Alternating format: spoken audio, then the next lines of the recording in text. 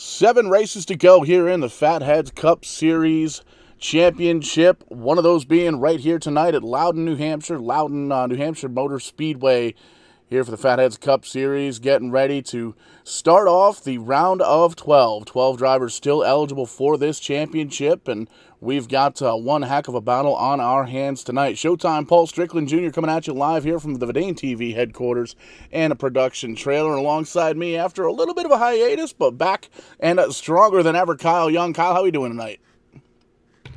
Paul, doing quite well. Looking forward to kicking off here the round of 12 for the FATHEADZ Cup Series playoffs at the New Hampshire Motor Speedway. We got 125 laps on the docket here for the Magic Mile. Should be a fairly entertaining race, and judging off of the qualifying times, looking like it is going to be a very competitive one as well. The qualifying times seem fairly tight.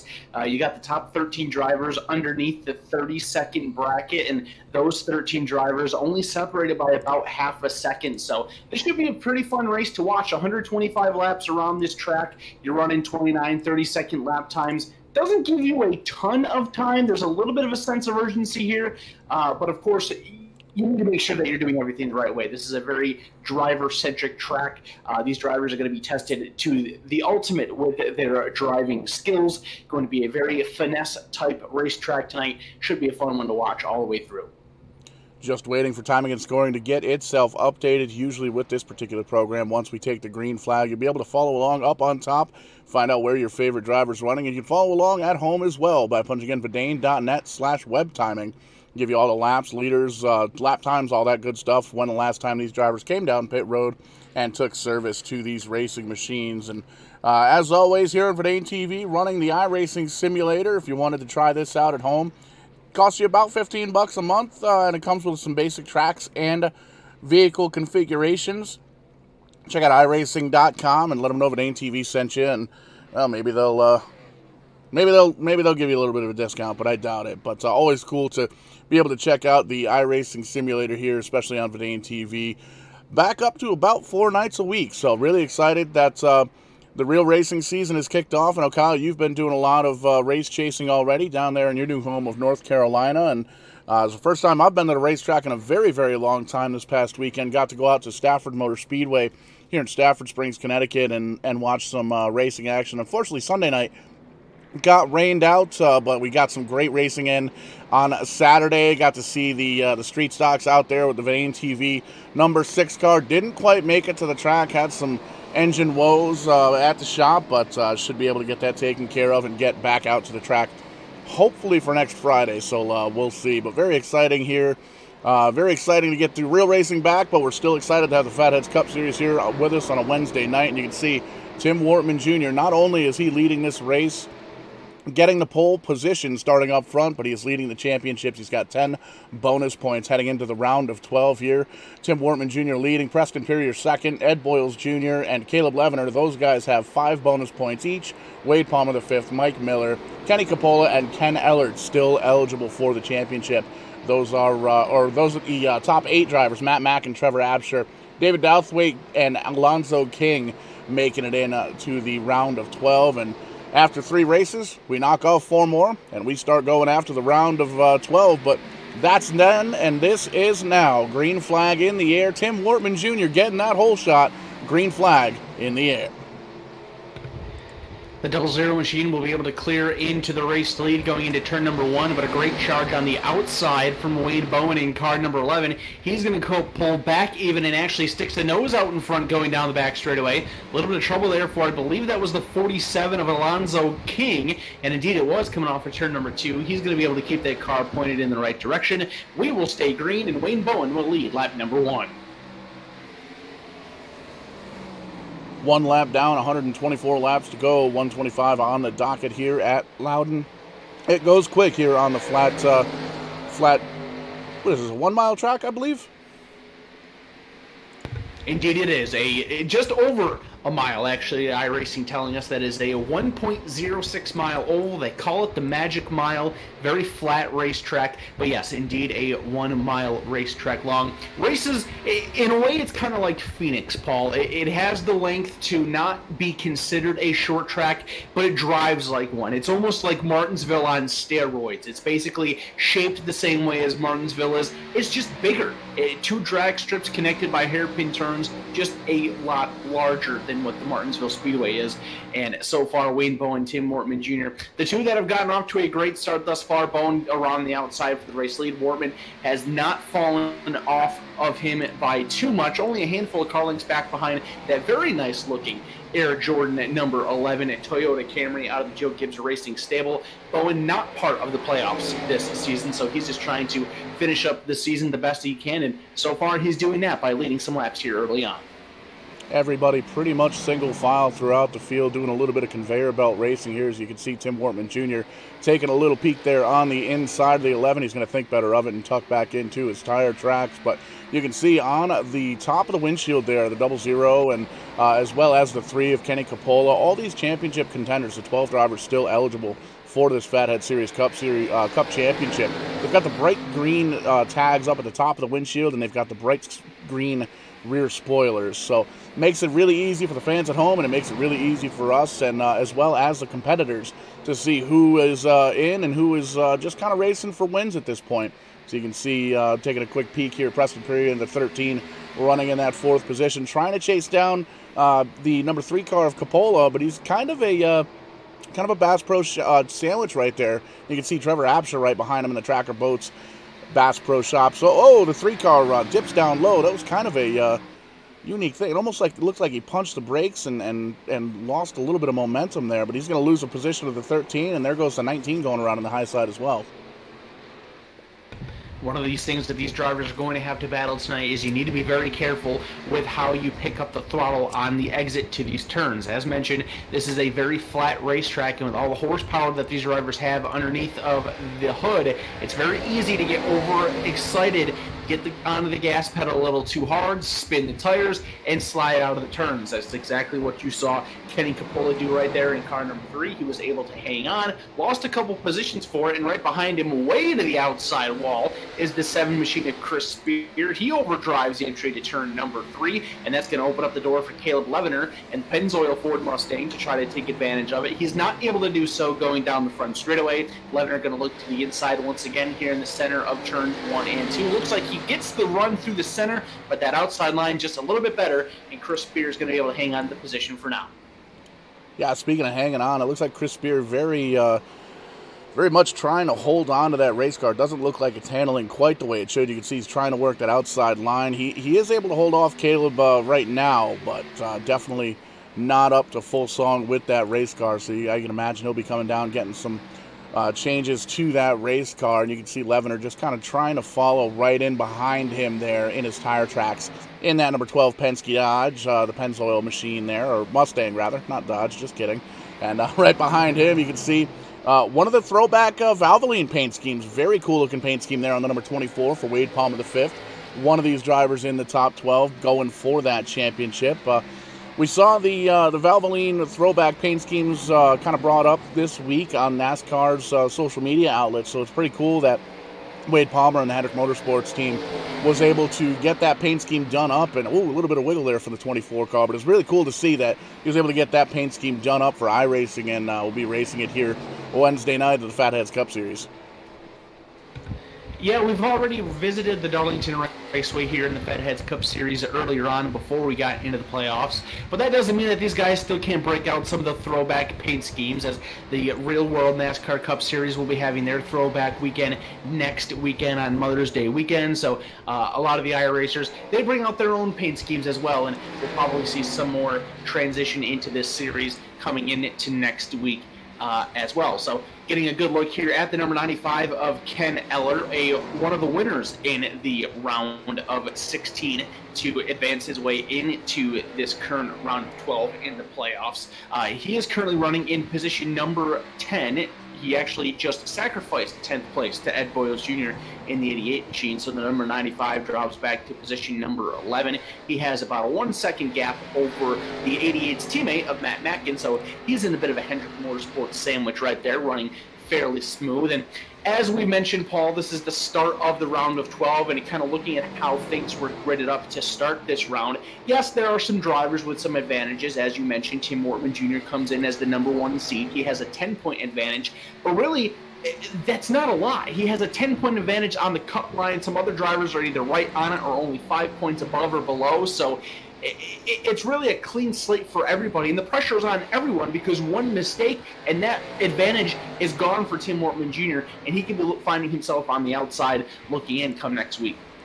Yeah, and we saw that happen last week. Actually, a couple of drivers that were leading the race last week at Road America, Michael Miller and David Douthwaite. David Douthwaite dominated Road America last week, and coming up on the last couple of laps, made a couple of quick mistakes, and Michael Miller in the 48 was able to get on around, win his way into the championship round of 12, and currently running 15th and 16th right now, respectively. So got to get up the field a little bit further, but they do still have opportunities coming up here in Indianapolis next week and Michigan the following.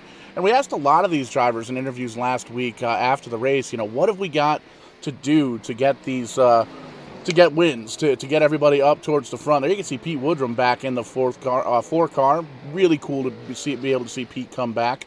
And we can tell pre-race he was very excited to be back behind the steering wheel of that number 4 car. And it's great to have Pete back here as well. And these guys, it's really tough. The schedule's very, very unique, very, very difficult. There's not really too many racetracks where you can go short track one week, short track the next week. A lot of different styles of racing that kind of kick up. The last round we had, it was Nashville, Pocono, Road America. Nothing transfers in any of those racetracks. It's a little bit different this time around for the round of 12. We've got New Hampshire here this evening, next Wednesday night Indy, and then Michigan the following. And that's a couple of really big racetracks, really fast racetracks. And it'll be good to see some racing as we get everything wrapped up here at New Hampshire.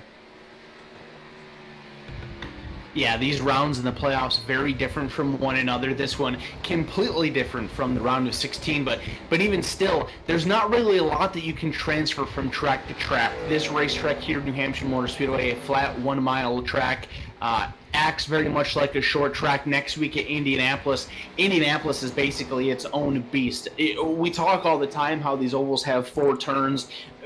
In reality, they're 2. You have an entry and an exit that counts for a turn separately.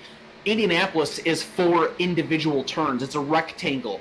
It's a track that was built for Indy cars. It wasn't built to race NASCAR stock cars. They've been doing it for 2.5 decades, and it's been an interesting experience to say the least. But still, it is a very unique challenge for these race car drivers. And then you go to Michigan International Speedway, a very big, a very fast racetrack. Nothing like Indianapolis, although they're very similar in size.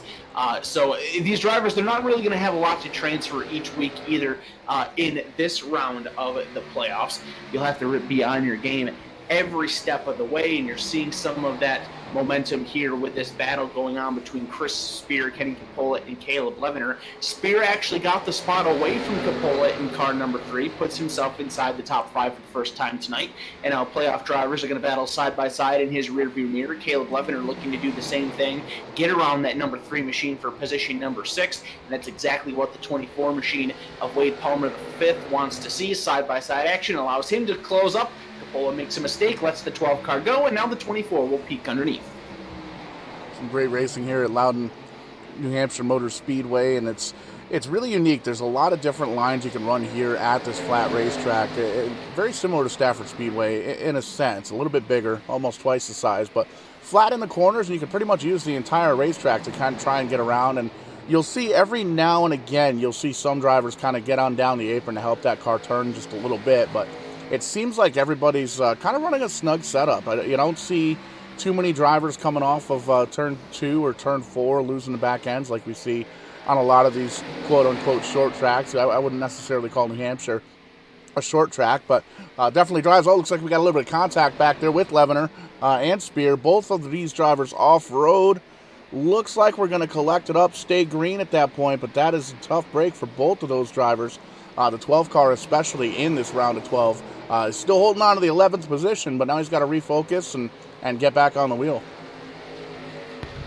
Yeah, and he made some contact with the inside guardrail there on the back straightaway. You can see the left side of that Pennzoil Ford shoot up just a little bit, so he's got some damage to worry about now throughout the remainder of this race. Not exactly sure how that's going to how it will handle differently after that, but now he is having to kind of settle in here. He's fallen back to position number 11 after that, trying to close in on Ken Eller. Makes a bit of a mistake there, pushes wide. Side-by-side battle going on behind him with a couple more playoff drivers. That's Matt Mack in the number 9 machine, Alonzo King in the 47. King with a slight little wiggle coming off at turn number 4. That's going to give Mackin the advantage at the start-finish line, and it looks like that number 9 is going to clear. But as you mentioned, Paul, these drivers using different lines. Alonzo King right down there by the yellow line, trying to make it work.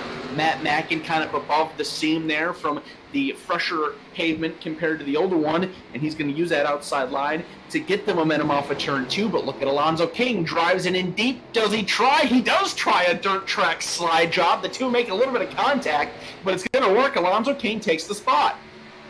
Let's move Alonzo up to the 12th position. The 9 car Mac back and back to the 13th spot, and a couple of drivers again in for that the round of 12 going for the championship. And you can see they're trying to trace down some more championship drivers up in front of them. There you can see Ken Eller and Levener there in the 12, and a little bit of a connection issue for Alonzo King there. You see him blink out briefly, so hopefully he can get that taken care of. Still status quo up front. Wayne Boeing leading by 2 seconds over Tim Wortman Jr. in that 00 machine, and he's got a little bit of company behind him. Preston Perrier running 3rd, Trevor Apsher in the 4th spot. Some good stuff going on here inside the top 5. Wayne Bowen leading the entirety of the first fifth of this race. Here's we'll complete lap number 25. So 25 down, 100 to go. Tim Wortman Jr. slight little mistake coming off of turn number 4 there. Looked like he pushed tight, avoided the outside wall, but that's going to allow Preston Perrier to close in a little tighter. Trevor Apsher right there. He's going to take a peek to the inside of the 13 coming off of turn number 2. They're still side by side going down the back straightaway, and now the 13 of Puryear will take that position over, or hang on to that position rather, and Absher will fall back in line once again. So some playoff contenders here competing for some top 5 positions, doing things the way that they need to. I believe all 3 of these drivers came in above the cut line. No, they did not. Trevor Absher actually entered this race below the cut line in the round of 12. And obviously, you don't want to enter or start around on the negative side, but with it being a fresh start, it's a clear mindset, and so far Trevor Absher doing what he needs to do to put himself above that cut line once the checkered flag falls. And you can see lots of patience from all these drivers so far right now. A lot of single file racing, a lot of conveyor belt action, so to speak, and just really Wayne Bowen, really, we're not giving him enough TV time at this point. There you can see the lead. That's actually not even a lead lap car. He got around the Caterpillar ride there to put Stuart Ovens there in the 8 car, 1 lap down. So Wayne Bowen really picking him up, putting him down here. 2.3 seconds the gap between he and Tim Wortman. And there you can see Tim Wortman now has a rear view mirror full of that 13 Preston Puryear car. That Geico Snarl machine, and he's getting right up almost to the back bumper here, but not really pressing the issue too much. It almost looks like he's kind of feeling the car out just a little bit here. He wants to see where he's quicker, where he's slower, kind of doing his homework. See, a little bit of a wiggle there from Wortman as they come up right on the back bumper of that lap car. They're going to shoot on down low and get around, no harm, no foul, but sometimes it kind of throws your game off, throws your head out of the game just a little bit when you've got a lap car that comes up like that, but you can actually see with the timing and scoring, slowed him down a little bit. We're almost at a 3-second gap now between the first and second spots. Yeah, a very impressive start out of the 11 machine of Wayne Bowen here tonight. As mentioned, not part of the playoffs here, so he's just trying to do what he can every week to finish as high up in the points as possible and just continue to have fun here in the FATHEADZ Cup Series, and that does have an impact on the rest of the drivers inside the playoffs. Let's say that Wayne Bowen does go on to win this race. Well, that's one less opportunity for the playoff drivers to win their way into the round of 8. Now, you have 8 drivers that are going in. It just opens up one more extra spot on points that maybe wasn't going to be possible prior to that, but you would think that, well, he's not a part of the playoffs. He's kind of in a world of his own right now. Doesn't really have much of an impact. Absolutely not true. He could very much change the complexion of this playoff championship by winning this race. But of course, we're still very early, only 31 laps in, and this battle for position number 3 between the 13 and the 19 is getting very interesting. Absher was up next to that 13 of Puryear the last time by, wasn't able to make it happen. He's going to give it another go here in turns number 1 and 2, and he will complete the pass this time, move Trevor Absher up to position 3. And one of the things to keep in mind is the Bounty Hunter Challenge. $60 on the line for the first driver not in the playoffs to come home with the victory here tonight. And Wayne Bowen has about a 3.5-second lead at this point, and he's got no green on that car. So not eligible for the championships, but eligible to make a little bit of coin here. As you can see now, Trevor Absher getting right on up to the door panel. Oh, big wiggle there for Tim Wortman Jr. That's going to hand that spot over to Trevor Absher. He's going to drive off into the sunset. Now he's got Preston Puryear coming on down in the 13 car, going to take a peek down low, and looks like he's going to have enough momentum to get on around Tim Wortman Jr. and get that car moved into the podium number 3 spot. And we can see on the hood of that number 3 car, SNAR, the logo there. If we could take a look at the right car, there we go. It's a Special Needs Animal Rescue and Rehabilitation, an organization that's very close to Preston's heart. They helped Preston and local volunteers in the Austin area rehome a large number of dogs over the past few weeks, and they're always looking for donations and help and monetary donations and things like that. So shoot on over to the FATHEADZ Cup Series Facebook page. They've got all the information posted up there to where you can donate, where the donations go to, and definitely help out some special needs animals. a great cause on the hood of that 13 machine at Prater, but unfortunately he's starting to see some issues here, and this is not at all what you want to see running inside the top 5 as a playoff driver, checking out his connection. He may get a bit of a break here, Paul, because the caution flag has just flown for the first time here tonight on lap number 35. Trouble for the number 5 machine of Wade Palmer the fourth. Looks like it is a single car incident, at least for the moment, as he was kind of spun out there on the road course portion of this racetrack in turn number 1, and a very strange little ordeal that kind of went down there as he was coming off the pit road, Paul. Yeah, an opportunity to take a look at the Kong Beer Bong instant replay. Made a quick pit stop here in the number 5 car. You see he comes down pit road. He gets service to the machine here. Fast forward it just a little bit, and as he comes off the coming out of the exit, it looks like he almost downshifted and lost the back end of the race car. Easy enough for me to say, and then tries to get the thing corrected and pointed in the right direction. I'm kind of surprised they threw the caution with it being down there underneath the apron, but I guess technically pit road exit is technically part of the racing groove. So the 5 car bringing out the caution for the very first time here on lap number 36. And again, pit road is going to be a very, very busy spot. Indeed it is. All of your top contenders down here on pit road getting service after that 35-lap green flag run. They've had enough laps now to kind of get an idea what their cars are handling like, what they need to do to better themselves here throughout the rest of this race. Watching the race off the pit road, the JGR teammates are going to win it. It'll be Bowen over Absher in positions 1 and 2. Preston Courier going to come off the pit road in position number 3. Right behind him, gaining a few positions. Great pit stop for car number 24. Actually, Tim Wortman Jr. is going to come off 4th, and then Wade Palmer the 5th will be 5th off of pit road. Kenny Capola and Ed Boyles Jr. 6th and 7th.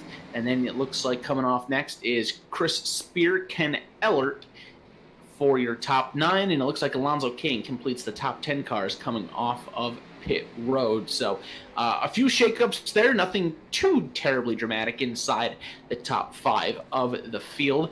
And it'll be interesting to see what happens here on this restart, Paul. Trevor Rapture seemed to have a very good car underneath of him on that long run. We obviously know how well Wayne Bowen has been tonight as he's led this entire race from the start of it. Now you got the JGR teammates up on the front row. Does Trevor Absher also have a good short run car? Could he possibly take the lead away from the 11 here?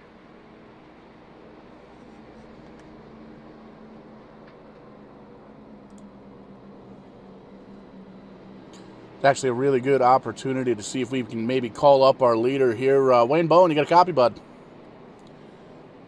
Yeah, I got a copy. Hey, this is Paul Strickland down in the Vane TV booth. Man, you're really picking them up, putting them down out there, really showing these guys what's up, and you're the first guy not eligible for the championship up there leading the race, so possibly shooting for that Bounty Hunter Challenge, maybe getting a little bit of extra money in your pocket. Is that what we're shooting for tonight? Sure would like to. We got a long ways to go here. Car's driving really good on the long runs. Just trying to be patient and just save the car and get out a little bit and let them race behind me and see what we got at the end. Definitely got a strong car here. As it looks like we're getting ready to double them up, and you got your teammate outside, starting on the outside. Any kind of team orders, anything like that from Joe Gibbs, or are we just going out and letting them hang? Nah, we just don't go out and let him hang, see where we wind up. If he beats me through turn 1, I'll let him roll, vice versa. That's it. We're going to try not to race side by side, though, and that way maybe get in front of these guys and put some distance on them. Absolutely. Well, the lights are off on a pace car. Time for you to get back to work, bud. Thank you. Good luck.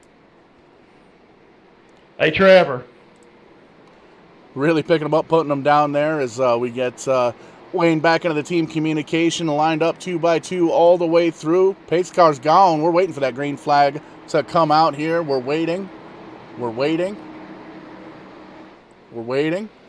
There it is. Green flag in the air.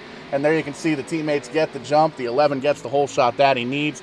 He's going to jump up in front of his teammate, the number 19 of Trevor Absher. And they're going to go single file here as they head on down to turn number 1. Preston Perrier in third, but it looks like we got another caution. A few more cars involved here. But it looks like everybody gathers it back up, but there's definitely some black smoke there. Oh, Tim Wortman Jr., one of the championship contenders here, Kyle.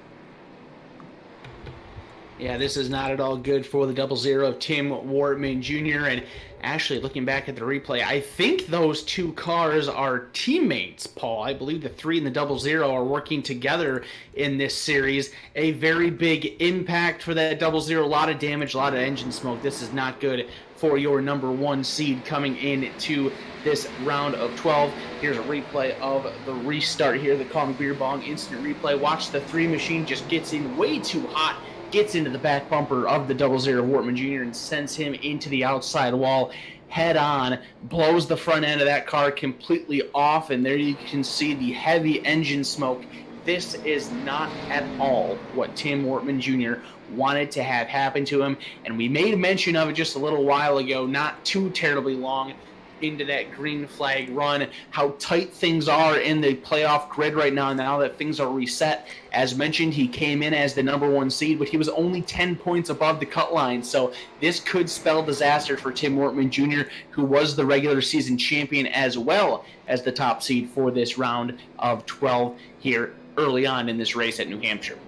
Yeah, it came into tonight with a little bit of a cushion, but that's all it was a little bit of a cushion. 10 points pretty much translating into 10 positions on the racetrack, and we've got a full field here tonight. 22 cars took the call. Taking a quick peek right now, including Tim Wortman.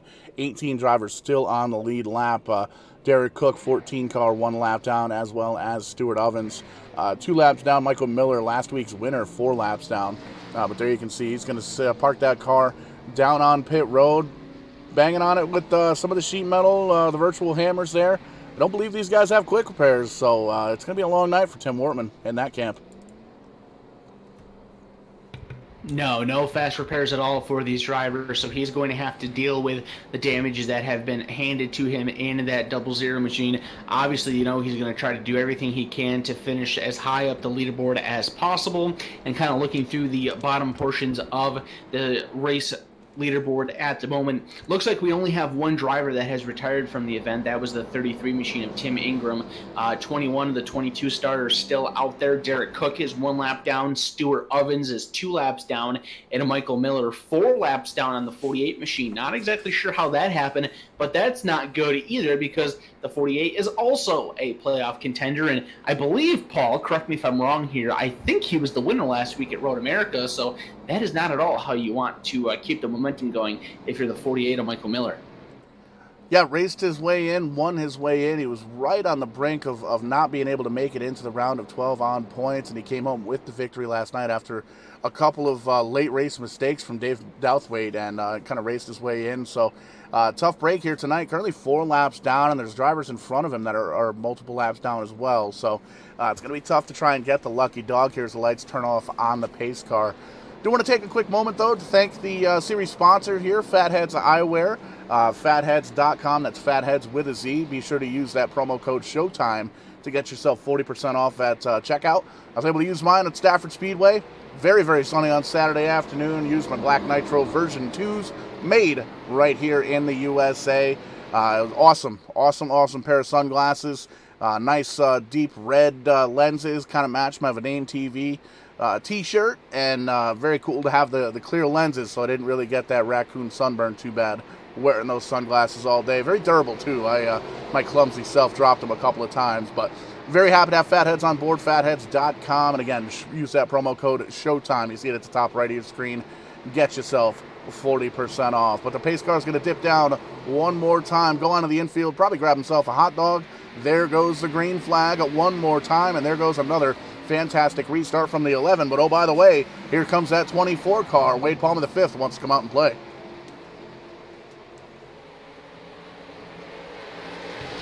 Solid restart by the number 24 of Wade Palmer the 5th. He is side by side with Trevor Absher for position number 2. Absher has the advantage going into turn number 3. Now Ed Boyles Jr., teammate to the 24 car, will pop up to the outside and try to challenge for 3rd. That challenge is unsuccessful. They fall in line off of turn 4. Ken Ellert right there behind to complete the top 5.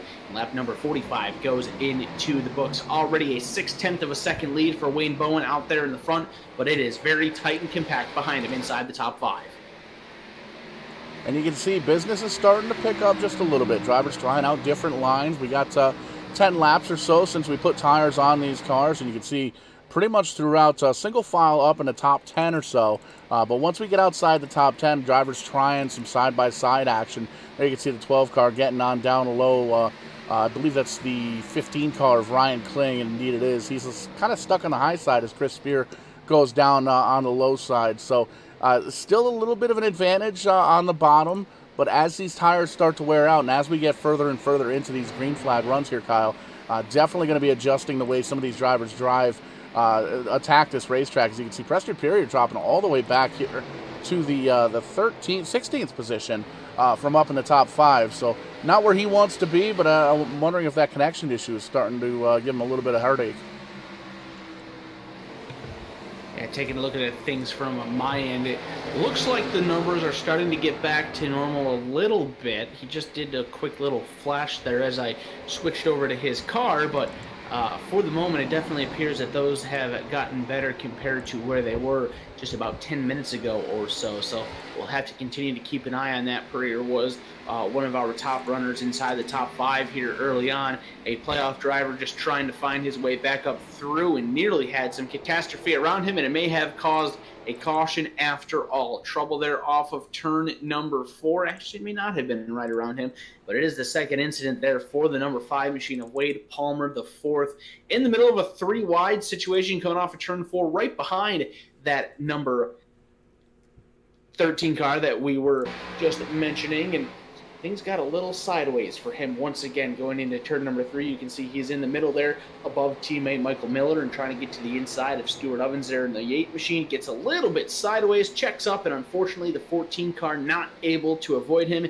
He gets into the left rear. That is Derek Cook, and Cook will spin the number 5 machine of Palmer, backing him into the tire barrier there at the entrance of pit road. So that is not good at all for the HendrickCars.com Chevrolet Camaro of Wade Palmer the 4th. A rough night has just gone a little bit worse for that driver. You can see the rear end completely missing on that ride. No spoiler, no back end. So that's going to hurt the downforce on that car a little bit. Could make it a little bit tough to handle if the crew was not able to replace that part of the car.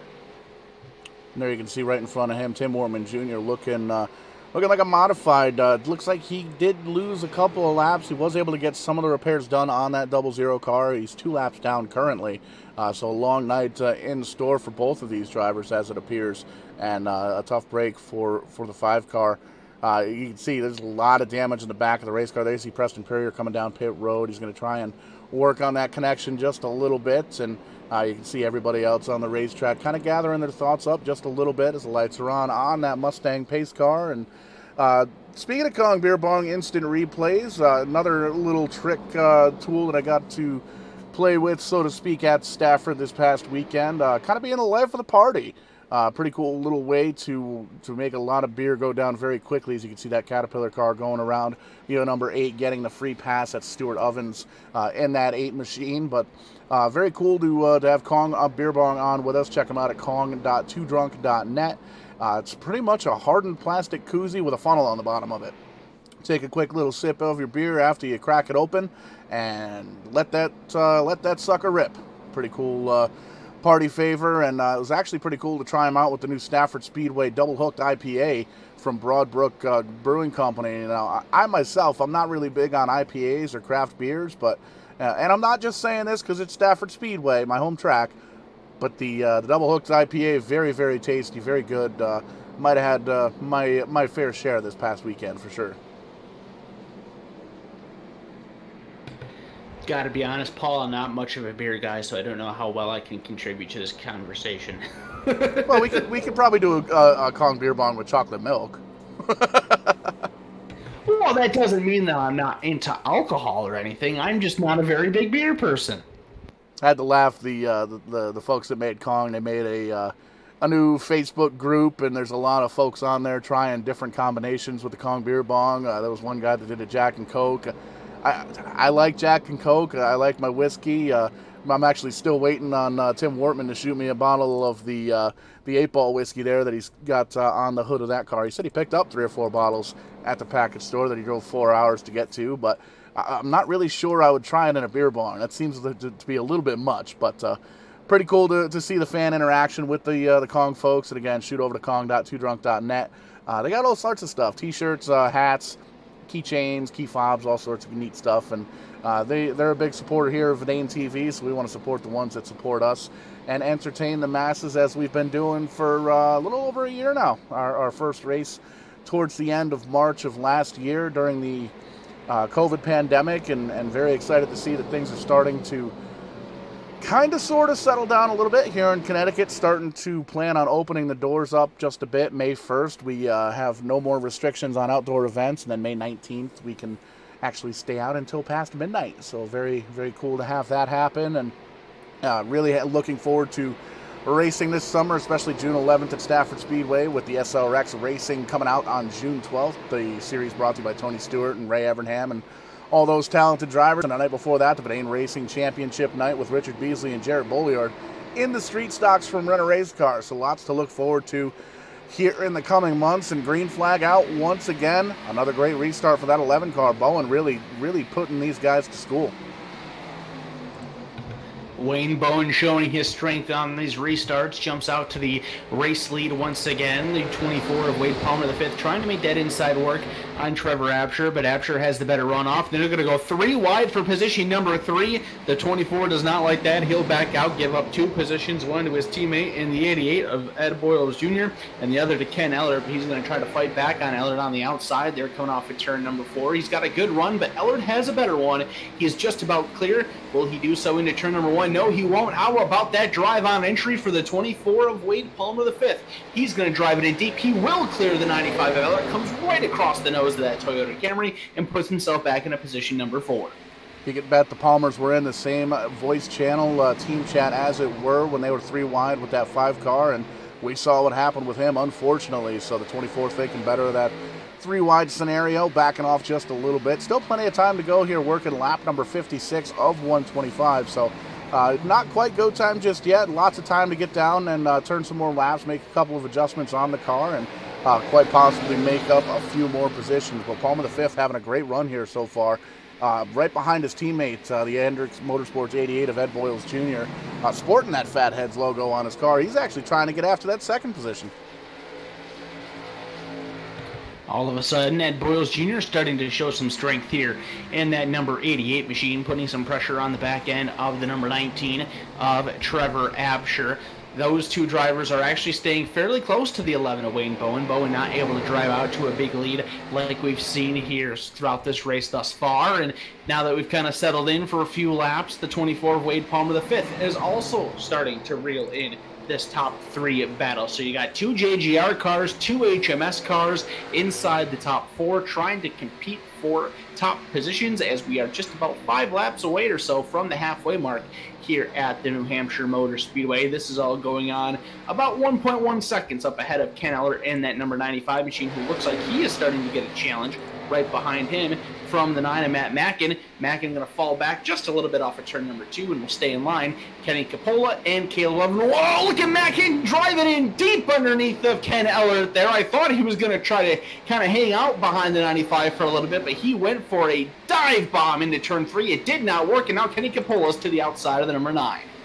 Just wanted to make sure everybody was paying attention with that move, and didn't quite pay off, and luckily was able to back out of the throttle just a little bit before we had ourselves an incident there. But you can see it knock down the momentum as Capola goes by in the 3 car and gets that position. The 12 car going to take a peek down low. Oh, gives him a little bit of a love tap there. Shoots the 9 car up the racetrack, and the 12 car now in the back bumper of the 3 of Kenny Capola. And those are 3 drivers still in the championship hunt in the round of 12, trying to make their way into the round of 8. As we make our way through the end of this schedule here. We've got, made allude to it a couple of times here, Indy next week, the great big quad oval as it were, and then Michigan the week after that. You don't really have too much that happens here. You see Chris Spear getting out of shape a little bit coming out of turn number 2, but he gathers it back up. Not really too much here that at Loudon, New Hampshire that transfers into those 2 big tracks, but it's absolutely, you're going to want to see where your competitors finish, how they finish, and how they kind of handle their race cars in different scenarios, 3-wide scenarios and things like that. So there's not really much that transfers as far as the driving styles or anything like that, but there's minuscule details that these drivers will be able to pick up here and work with next week, as we can see the 3 car taking another peek down, trying to see if he can get around Ken Ellard. Looks like he's got a pretty good bid going on here through the center 3 and 4, and he will clear. That opens the door for Caleb Levener in the 12. Ellert saw that door open, and he's going to shut it. Levener doesn't want to see it shut. He'll throw his hand back inside and open it back up. To the inside he goes. Ellert side by side with Caleb Levener. That outside groove going to be the beneficiary for that 95. He will clear the 12 of Caleb Levener and keep him behind him. Great racing going on here with a bunch of playoff cars all lined up in a row. The 3, the 95, 12, 9, and 47, all inside the FATHEADZ Cup Series playoffs here, and they're all fighting for positions just outside the top 5 and inside the top 10. As we reach the halfway mark, the cross flags are in the air here at the New Hampshire Motor Speedway. 62 laps are down, 63 left to go on this 125-lap event. And look at the side-by-side battling we got now. Levener underneath of Ellert, King underneath of Mackin. King doing a good job there. Looks like he's trying to clear Mackin, but he just got bottled up behind Levener there. Can't quite have the space to make the move, and they're still side by side coming off at turn 4. A sea of green, as it were, as we work lap number 65 as they cross the stripe. A bunch of championship contenders trying to make the best out of their situations right now, running towards the back half of the top 10. Oh, a little bit of contact between Ellert and Levener. Easy enough for me to say. They able to keep everything held on and going in the right direction, but championship contenders here battling hard side by side. 3 wide action. Ellert up top, the 9 car in at the center, Levener in the bottom, and they hold on to it. A little bit of bumper. Oh no! Let it go! Oh, another big shot there by, I think that was the 18 car that came piling in. He plowed those guys and goes upside down on the front straightaway. A huge mistake and a huge crash involving multiple playoff contenders here at the New Hampshire Motor Speedway. My goodness, Paul, what a big crash.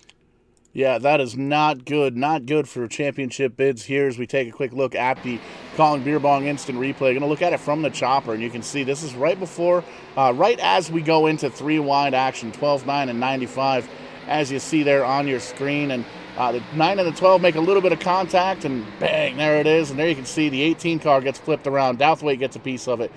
Chris Spear in the 7 car, he gets a little bit of it. 43 car was able to kind of drive on by, and he is good to go. Didn't take any damage from that, but that's rough. That's a bad spot to wreck.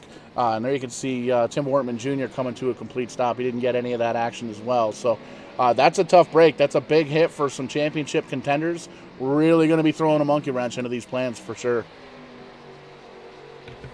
Yeah, not at all good for the 9 or the 12 drivers inside the playoffs, running for top 10 positions, and now they have all sorts of damage to deal with on their machines for the second half of this race. That's good news if you're Tim Wortman Jr. or Michael Miller. Kind of allows some of these other drivers to close in on them with those incidents, as we have some cars coming down pit road. I can see that some cars deciding to stay out, so some interesting pit strategy going on here on lap number 67. Let's see what we can find down here on pit road. We have Wayne Bowen, Trevor Rapture, the 7 machine of Chris Spear, Kenny Capola is on pit road.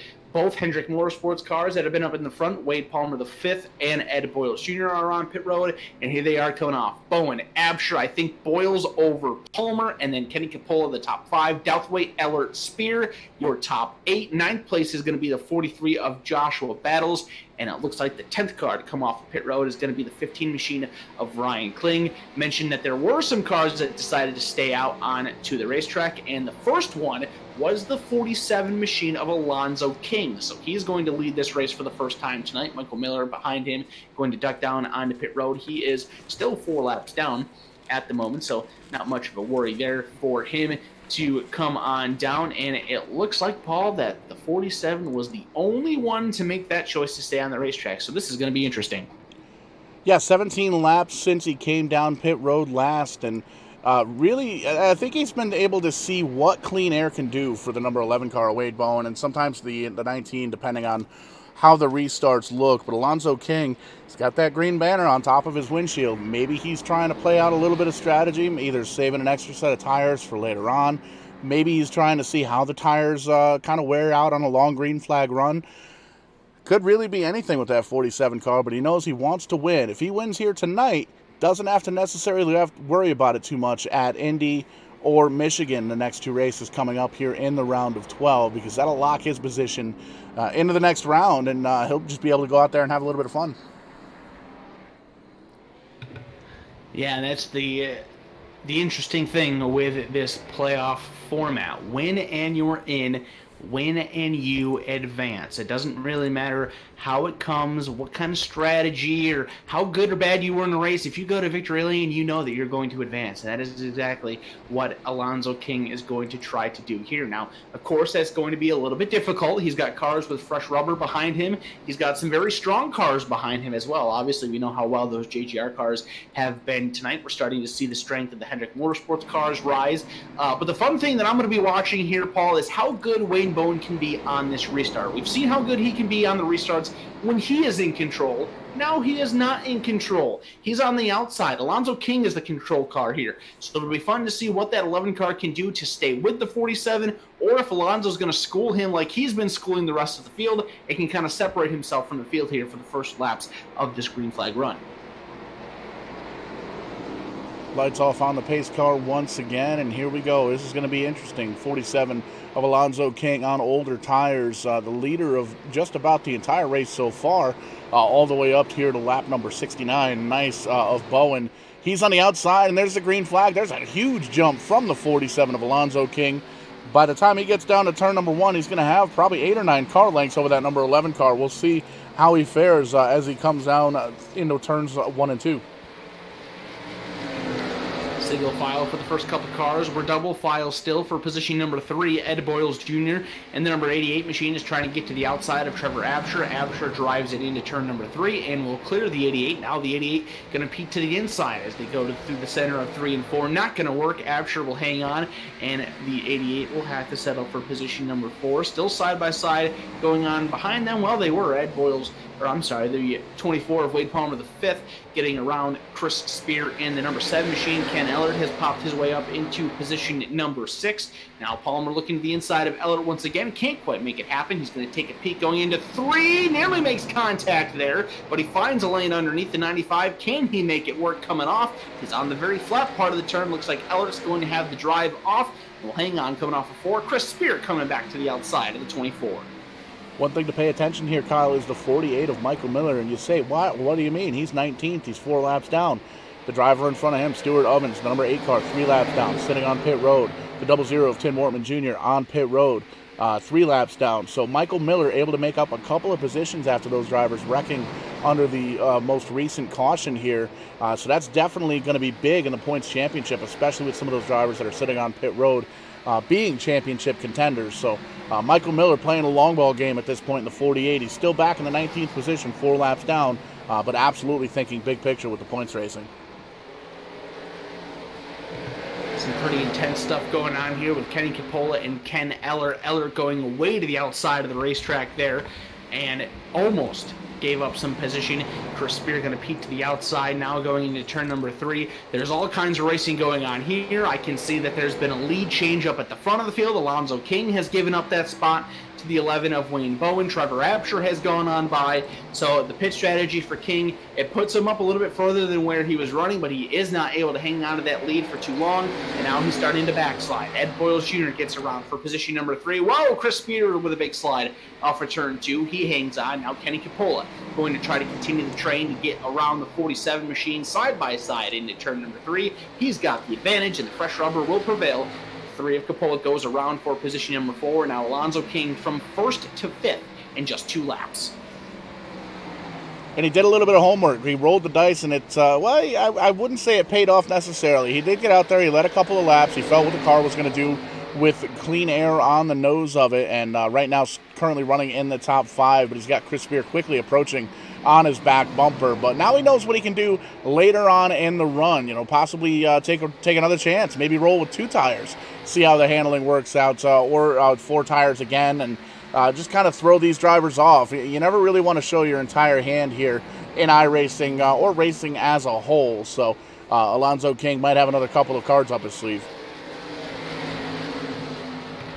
Definitely a lot of information being learned here in that 47 camp. He's still hanging on in position number 5, but there's still some time left to go in this race. 49 laps to go when they cross the line this time. So depending on how many green flag laps we get here, maybe Alonzo King's going to be in trouble. But if he gets another quick caution here, or a caution, maybe within 10 or 15 laps or so, should be enough to get everybody to come down on the pit road, and he can kind of reset himself here. Whoa, he could be part of the 4 of Wade Palmer the fifth slides into the door. He slides, gives up a spot to Chris Spear. No harm, no foul. We will stay green. Things got a little interesting there, and you can see how much these guys want it, Paul.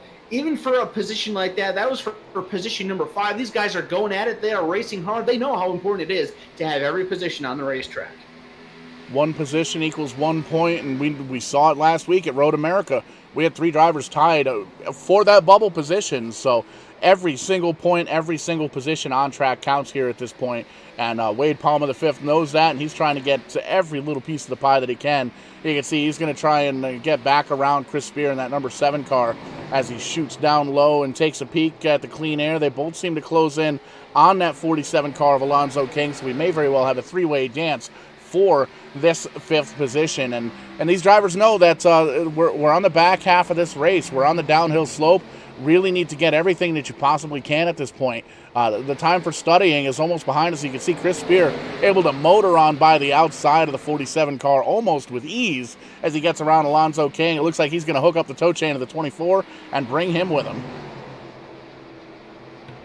So 2 more drivers get their way around the 47 of Alonzo King, put him back to position number 7 here as they complete lap number 79 of 125 at the New Hampshire Motor Speedway. The next car on the list to try to get around, that guy right there, the 95 of Ken Eller, way to the outside of the racetrack, is the 13 machine of Preston Purrier. He's searching big time for some grip on that number 13 ride. Looks like he's still battling some of those connection issues that we were talking about earlier on in this race, but since dropping back, he's been able to pop himself back inside the top 10, and David Douthwaite is in there as well.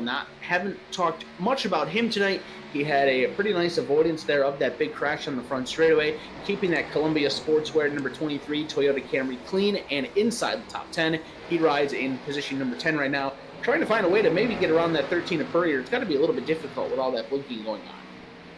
Absolutely. One of the more frustrating things that can happen in the iRacing simulator is when you're racing somebody with a connection issue. It's really tough to see where they are on track and where they possibly potentially could be. But right now, Preston kind of working by himself at this point, trying to stay out of everybody's way and come home with the top 10 to see if he can get that taken care of. But speaking of top 10, haven't talked about him too much. The Tide Ride, the number 43 of Joshua Battles, having a relatively quiet night. Looks like everything's nice and clean on that car. Everything A-OK so far. Beautiful looking 43 Richard Petty machine. And you can see all sorts of sponsors on that and not too much damage on that. So Josh Battles having a great night. Yeah, doing what he can to put together a good run. He is not part of the playoffs, and coming into this race, he was towards the bottom of the championship grid. 29th out of 30 drivers that have raced here this season.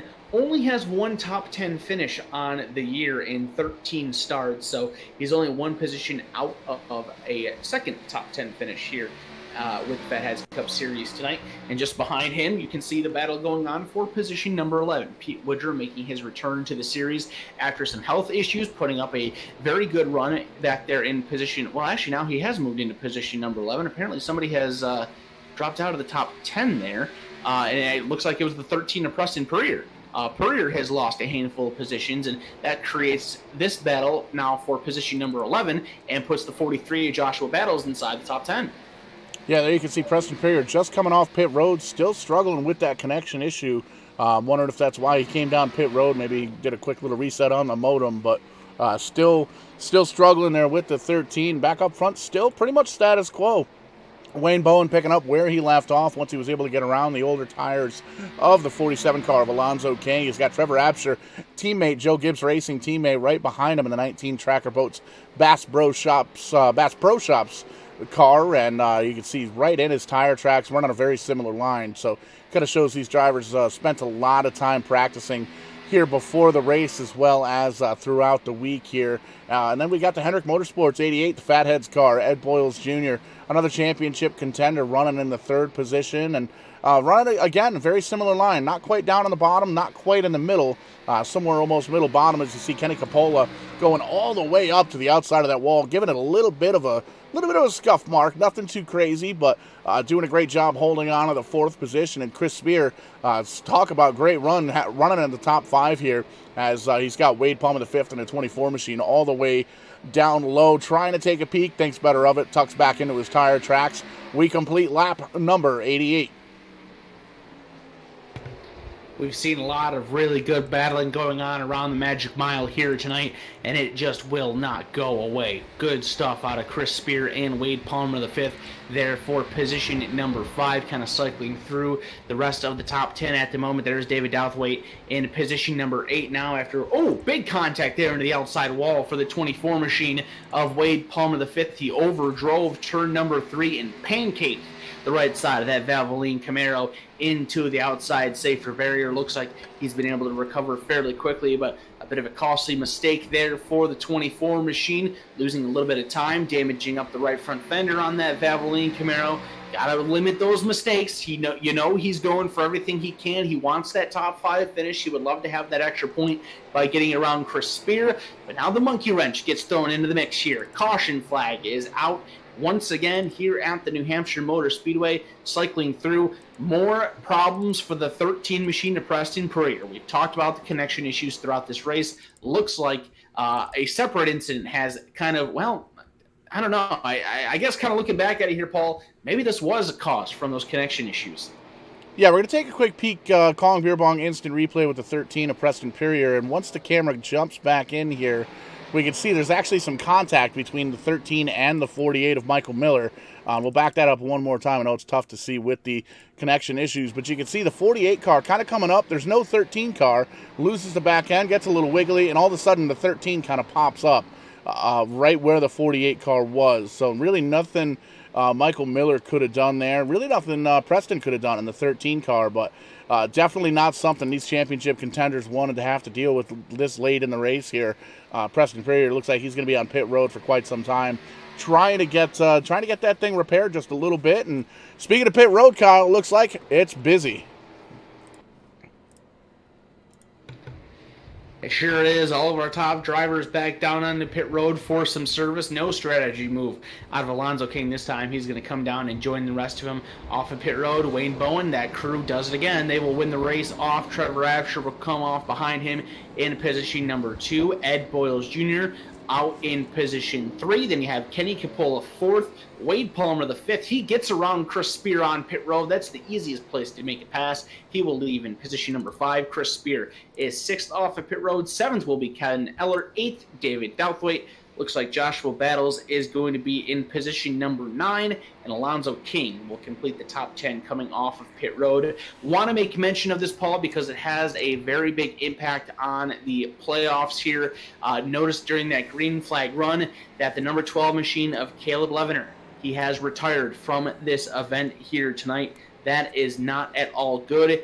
And checking things out right now, looks like Preston Puryear has dropped the window net and is climbing out of that number 13 Chevrolet Camaro. So we are starting to lose playoff drivers. There is 2 of the 12 that appear to be disconnecting and will not finish tonight's race. That is not good for them heading into Indianapolis Motor Speedway next week. Puts the pressure on them to do a little bit better and changes the complexion of this playoff battle, to say the least. Absolutely, and it's one of those things that you're going to have to come back next week and win, and that's really going to be one of those deals that points are still going to be relatively close, I would say, but and you'll be able to check that out on the FATHEADZ Cup Series Facebook page. Just do a quick little search for them, and they pop right up. You've got all the information on the Cup Series, the championship showdown, all the points, all the sponsors, all the drivers, the website, all that good stuff, as well as the recruitment racing series that they run on Sunday nights. If you wanted to be a part of this Cup Series action here on Verdane TV, you can get all that information there as well. Just do a quick search for Facebook, FATHEADZ Cup Series over on Facebook, and we're lining them up once again, 2x2, all the way through. Lights are off in the iRacing Mustang pace car. We're going to go green one more time here, Kyle. We sure are, and it will come with 33 laps to go in this race. It's been dominated by the 11 machine of Wayne Bowen. He's led the most laps here tonight, trying to cap it off for his first victory of the season. Comes into this race tonight 19th in the points. We may mention he's not part of the playoffs, but still trying to find some success here. He wants to be the top non-playoff driver in the point standings, and of course he would like to win as well, not having a win all season long. Wants to get rid of that goose egg, and he's doing everything he can to make that happen here tonight. Green flag comes back out, a good restart for the 11, a fairly decent one for the 19. Those two cars are going to go into turn number 1 fairly clear. Ed Boyles Jr. working the bottom side of the racetrack, trying to pull up to the 19, but he's got Kenny Capola in the 3 to his outside, just challenging for that 3rd spot, side by side behind them as well, with Ken Eller and Wade Palmer the 5th. Right as soon as we get back to racing, Paul, the action starts, and look at Ed Boyles Jr. nearly clear of the 3 machine for 3rd, and he's going immediately after Trevor Absher for 2nd. All the pit strategy, all the tire strategy, fuel strategy out the window. Everybody came down pit road on this most recent caution. It's all up to the drivers. Everybody's got equal tires, equal fuel. We don't have to worry about that between now and the next 30 laps. Whoa, contact, big contact. 88 of Ed Boyles Jr. is around. We stay green briefly. Caution flag comes out. Doesn't look like the 88 hits anything, but brings out the caution late going here on lap number 94. Holy moly.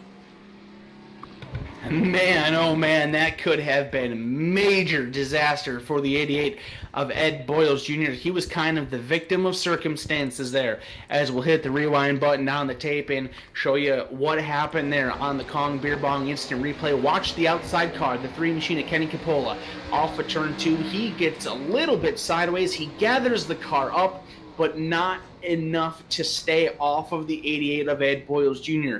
He makes contact with the right rear, and a very impressive reaction out of that 88 machine of Ed Boyles Jr. You get hit in the right rear corner panel like that on a straightaway, and you immediately think you're going to go head on into the wall. He had enough reaction there, Paul, to get on the steering wheel fast enough, get on the brake pedal to redirect that race car. Never made contact with anything else other than that contact with Kenny Capola. Michael Miller, one of his teammates, nearly makes contact with him there as he's sitting in the middle of the back straightaway. But a very, very close disaster avoided for the 88 of Ed Boyles Jr. Obviously not at all what you want to have happen to you this late in the race, but it could have been a hell of a lot worse. Still gives him an opportunity to rebound here and pick up a good finish. Man, things are getting intense here at the end of this one. You wanted entertainment, we're handing it out here thanks to the FATHEADZ Cup Series. And like you said, Kyle, it's not really what you want to have happen with less than 30 laps to go, but holy smokes, that could have been a lot worse, especially right towards the end of that mishap. You saw the bright purple car, the 48, his teammate, Ed Boyles Jr.'s teammate, Mike Miller, coming right up, and Ed was able to pull out of the way and not get T-boned by his teammate or anybody else for that matter. So definitely some good heads-up driving out of the compartment there in the 88 machine, and it's going to be tough. It's a tall order to restart 14th with less than 30 to go. We'll probably get about 28 laps or so to go once we get the green flag here, and there you can see the 5 car rather. One of the Wade Palmers dipping on down. He's going to get some service on that car. May as well. He's back there towards the back part of the field. 15 cars still on the lead lap. The last one being Matt Mackin in the number 9 car. Tim Wortman Jr., Mike Miller, Stuart Ovens, and Jimmy Absher still being scored in this race, although Absher is 31 laps down and multiple laps down for the other drivers. Preston Courier, Caleb Webener, and Tim Ingram, the only 3 drivers currently not being scored any longer here tonight, no longer in this race of the 22 starters. So, man, stacked field here tonight. These guys never disappoint with the action that they're able to put out here on Wednesday nights. Very excited to bring the championship all the way home here on Verdane TV, and already hearing rumblings of next season, and we're working on the deal to bring these guys in the FATHEADZ Cup Series right back here on Verdane TV. And we made mention, Kyle, if you're interested in running this Cup Series, they've got the recruitment series on Sunday night. They've got all the information over on the Facebook page. You can get on out here, race the trucks They do stream the recruitment races right onto the Facebook page, so get your name built up just a little bit and maybe get yourself a spot here in the Cup Series with these drivers here on Verdane TV. And like we made mention, they're getting ready to work on the next series season schedule and all that good stuff. And the Verdane TV name's been bounced around as the official streaming partner, so we hope that these guys continue on our relationship that we're built up here, just like the 11 car wants to continue on with this lead that led most of the race here tonight. A couple of laps were led by Alonzo King, stayed out on old tires, and only lasted for a couple of laps as he kind of slid on back. There you can see him still inside the top 10, but that strategy not quite paying off like he wanted it to. But Bowen really doing a great job holding on to the lead here. Great job on restarts all night long. Really trying to get that $60 bounty. Wants to be the first driver outside of the championship contenders to win a race. As the green flag comes out, green flag racing one more time. We drag race down to turn number 1. The 11 car is going to have it. The 19 and his teammate going to tuck right back in. But oh, by the way, here comes the 3 car of Kenny Capola. He wants to come up. He wants to take that second spot and see if he can latch onto the 11 car, try and get up there and get around him. Great side-by-side battle for position number 2, directly behind the race leader. Look at Capola. Pulls ahead of the 19. He's going to try for a 2-for-1 special. Side-by-side for the race lead, Kenny Capola trying to lead for the first time tonight. A slight wiggle off of turn number 4 will not allow that to happen just yet. Bowen hangs on for that lap. He drives in and he's going to door check the 11 of Wayne Bowen. And as soon as he does that, the caution flag comes out. I'm not sure who is ahead of who there, as when the caution flag flew, we've got trouble with Stewart Haas Racing teammates on the front straightaway.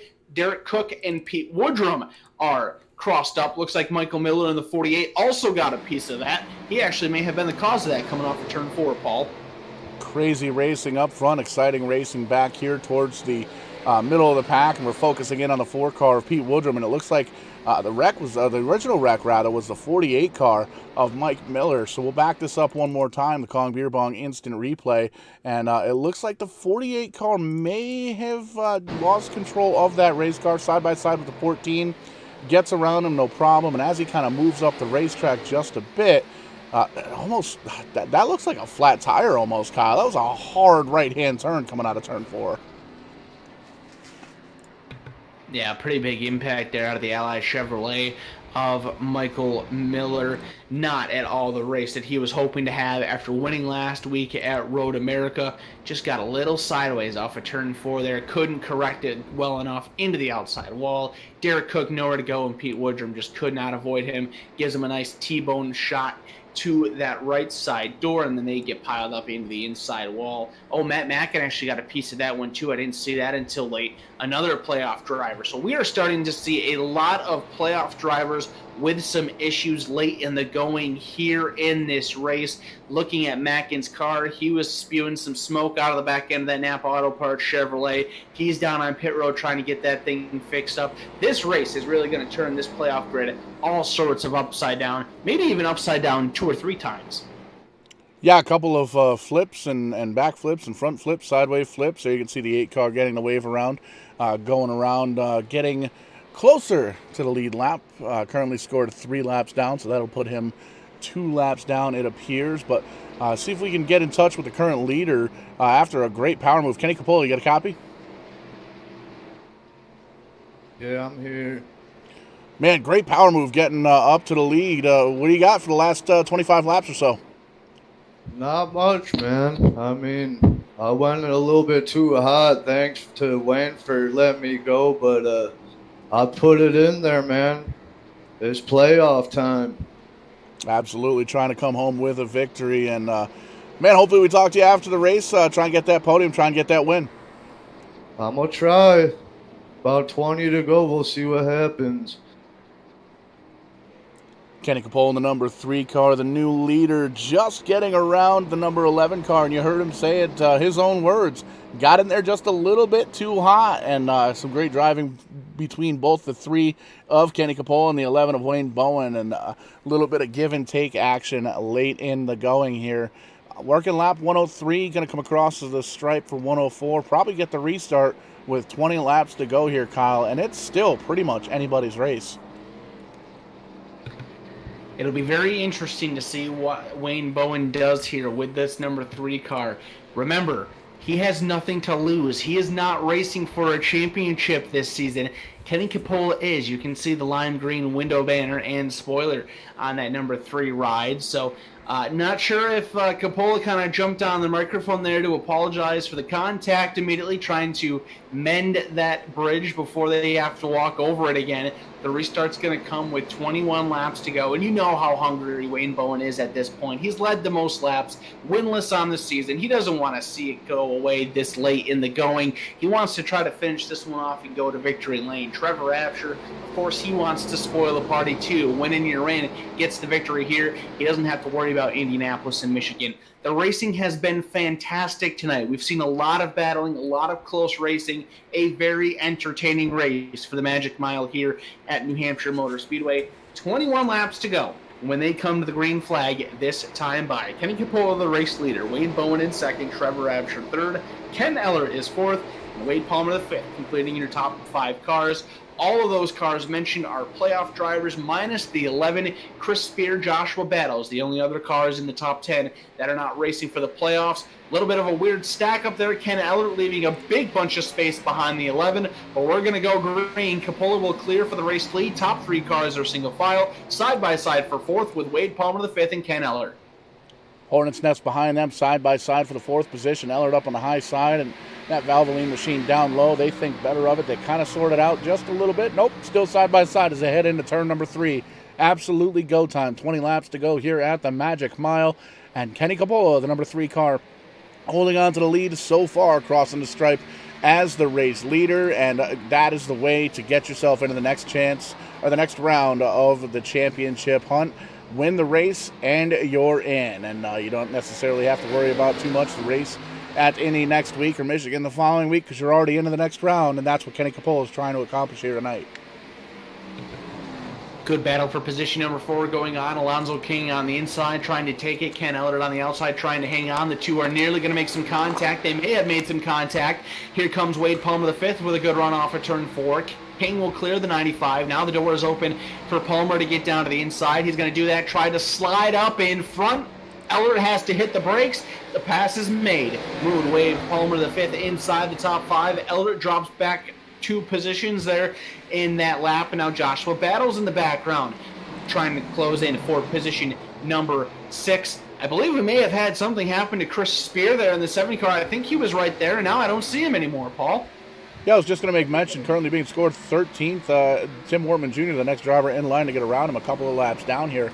But Chris Spear dropping out of the server here, so I'm not sure what the deal was there. It's a tough break for the 7 car, but racing is very intense all the way through. Ed Boyles Jr. dipping down low, trying to get around Joshua Battles. Joshua Battles not in the championship hunt, but Ed Boyles knows that position equals 1 point in the championship, and we saw just how tight it was last week. Trying to get into the round of 12, these drivers need every single last point that they can possibly muster up to get into the round of 12, to get into the round of 8, and continue on hunting for this championship. Still status quo up front, though. Kenny Capola holding on to a slim 0.2 of a second lead over Wayne Bowen. He's got his teammate Trevor Absher right behind him. Alonzo King holding on to the 4th position. Wade Palmer the 5th in 5th.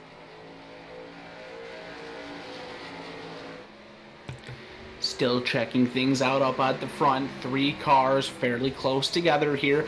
Less than 20 laps of racing to go. Kenny Capola leads. Wayne Bowen second. Trevor Absher in position number 3. Bowen trying to get back ahead of that number 3 machine. Best opportunity for him to win all season long. He can taste the victory. He just can't quite eat it yet. Following that 3 machine, seeing where he's better, where he can try to find the advantage. Getting close to the back bumper. He may have a good run here coming off of 4. He's going to peek to the inside. You're riding on board with him. Can he make the pass down here into turn number 1? Doesn't quite have enough just yet. He'll fall back in line, try to get another run, closes up on the back bumper. Maybe he's going to try for the bump and run here off of turn number 2. Looks to the inside once again. Drag race down the back straightaway. He's not quite there yet. He'll take a conservative approach into turn number 3, and he will try for a better opportunity. It'll be 14 laps to go at the line this time by who will get it done? Kenny Capola trying to hang on to the lead. You saw some mind games out of the number 11 car riding on board with him a couple laps ago, trying to get into the corners. He's backing the corners way up, and there you can see he does it again. He backs the corner up. He gets way off the throttle heading into the turns, and it almost makes it almost forces Kenny Capola to kind of overdrive the corners just a little bit. You see him kind of drift up a little bit, and it opens the door down low for the 11 car. Didn't quite work that time, as you can see a little bit of a wiggle out of the 11, but he's so much stronger. Bowen is coming out of the corner. There you can see peeking down low, trying to get some clean air on the nose. Going to get right up to the back bumper as they head on down to turn number 1. Not quite enough there, but here you can see it. Kenny Capola drifts up. The 11 car comes on down low, door to door as they come out of turn number 2. Head down the back. Oh, big wiggle out of the 11 car all the way down to the grass. Going to hold on to the position. He's going to slip on back down to third. His teammate Trevor Absher is going to go by, pick up that second spot. He wants to try and take over the lead. He got a little too excited underneath the Kenny Capola, throws away the battle for the lead, throws away second place, and now Trevor Absher with an opportunity to take the lead for the first time tonight. 12 laps of racing to go. 2 playoff drivers trying to fight for the win, fight for an automatic berth in the round of 8. Here comes Absher underneath. Whoa, big slide! He gives up the race lead, and now Trevor Absher takes over. Wayne Bowen will jump on that opportunity, slides ahead of the 3. Alonzo King going to try to follow, nearly makes contact with him. King underneath of the 3 machine. What a change in position here in the top 4. Capola nearly into the wall. Alonzo King has to react to it. He'll back off. The 3 goes to 3rd. King still in 4th, and Trevor Absher leads his first lap of the race with just 11 to go. Big time action. Oh, the 47 car way off the pace, shoots all the way down to the infield grass, doesn't make any kind of contact. We saw that happen with another car a lap or so ago. These drivers giving it absolutely everything they've got. He's going to slip on back. It looks like the 7th as Ken Ellert and Ed Boyles Jr. close right in on the back bumper of the 47 car. Didn't hit anything. Scary situation for the 47 car, but back up front still Trevor Absher holding on to the lead, 0.7 of a second, the distance between he and his teammate, Wayne Bowen. We know Wayne Bowen's fast, but does he have enough time to get there?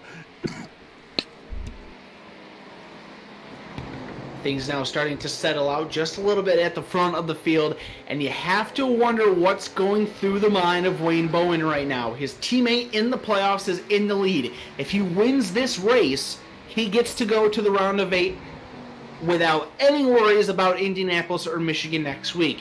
We talked to Bowen earlier in the race and said that there are absolutely no team orders going on inside that team. So you have to imagine that he's going to be fighting hard to get this win. But something that's also worth mentioning here, Paul, Trevor Absher, although he's in the playoffs, he too is trying to win his first race of the season here tonight. So 2 JGR teammates trying to fight for their first win of the season. One's in the playoffs, the other one is not. It's now down to just 8 laps left to go, and Trevor Absher is waving bye-bye to Wayne Bowen.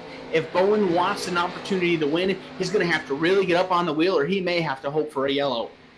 A little bit of lap traffic up ahead of him with the number 9 car of Matt Mackin. He's going to look down low, and it looks like Mackin's going to give him the spot, give him the line rather, to let him get on by and continue on with the last 7 laps or so of this race. But one thing to keep in mind here, Kyle, this week, last week, late race mistakes. Saw it happen last week. Heartbreaker for Dave Douthwaite in the 23 Columbia ride, as a couple of laps to go, just lost control of the car and completely demolished a set of tire stacks in one of the corners and completely threw away the race, and Michael Miller was able to come home with the victory. And we saw it happen here, a little bit of contact between some of the leaders, and Trevor Absher was able to absolutely take advantage. Wayne Bowen getting around that number 9 car of Matt Mackin. He's going to get by him scot-free. 5 laps to go, but 1.2 seconds is a lot of time to make up here at the Magic Mile.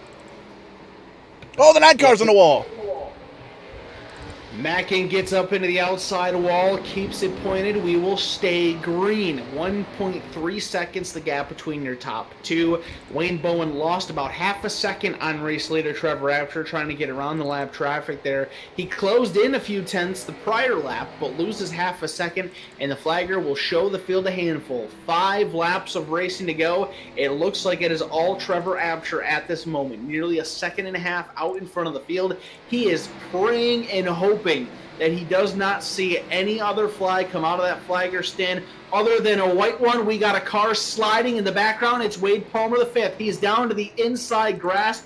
very slow, trying to get back on the track, and there is the caution! The caution flag flies with 4.5 laps to go, and you know that entire 19 team just threw their head into their hands. They are going to have to deal with a late race restart.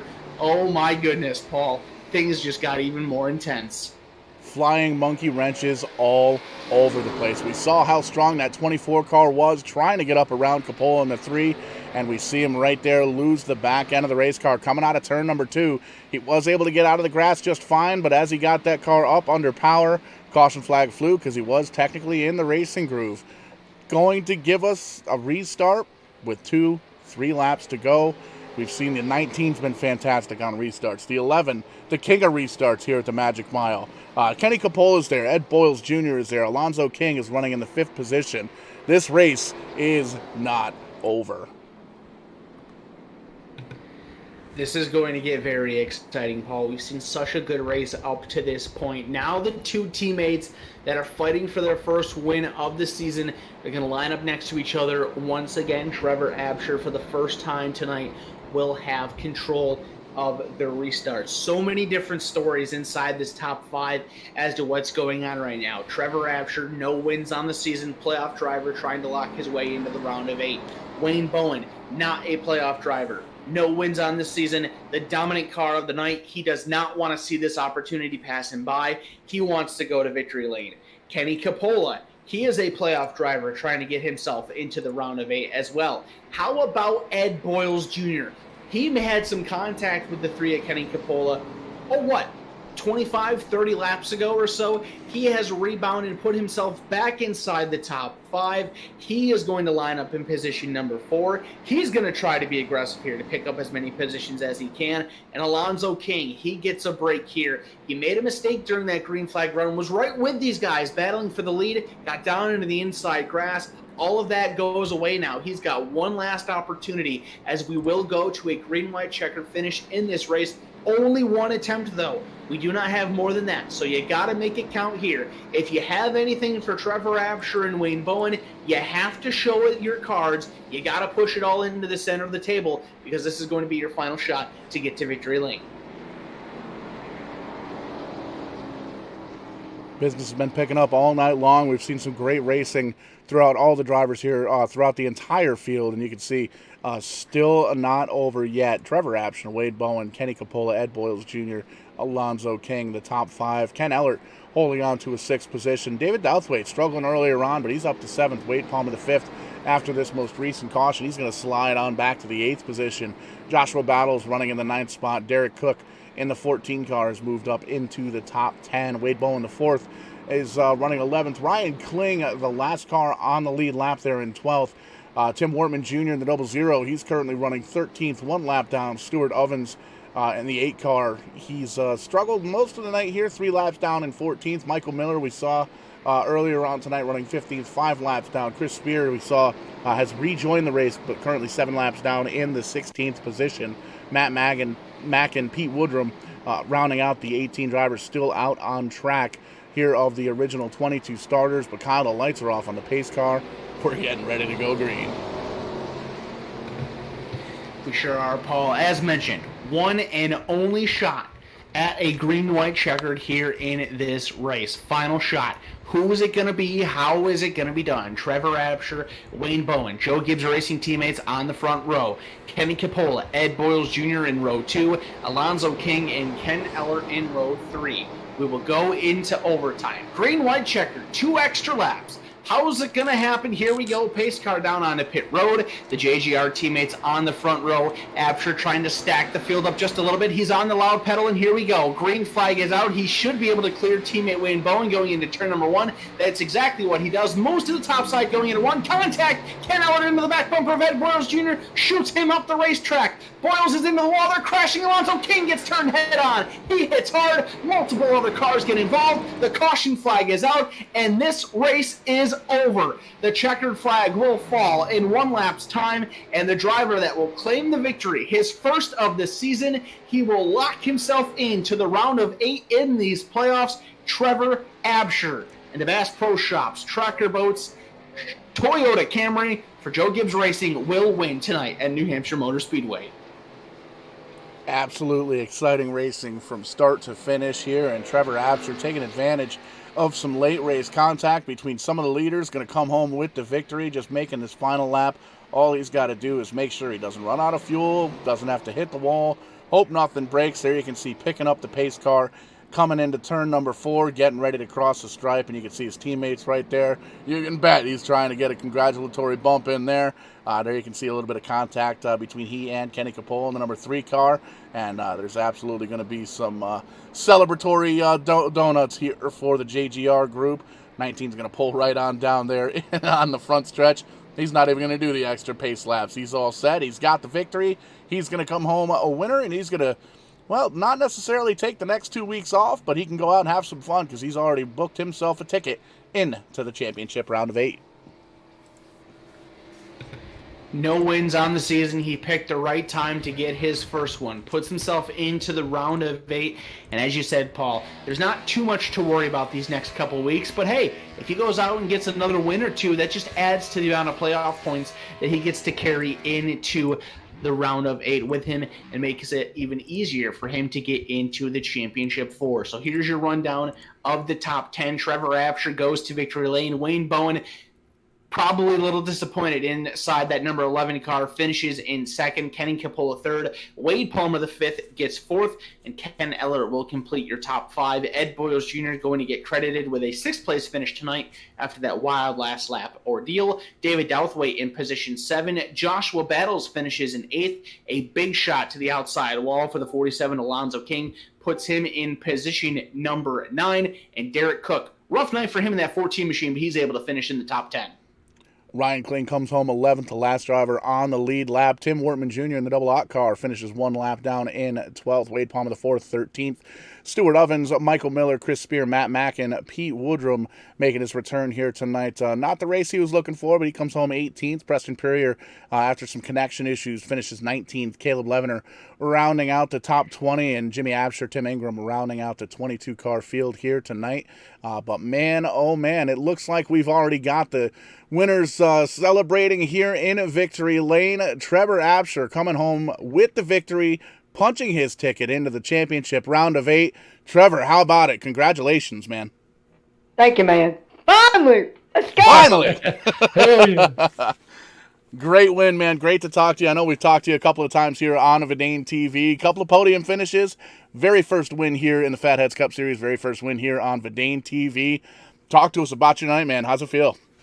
Man, me and my teammate Wayne, dude, we were booking it. I mean, we were rolling, trolling.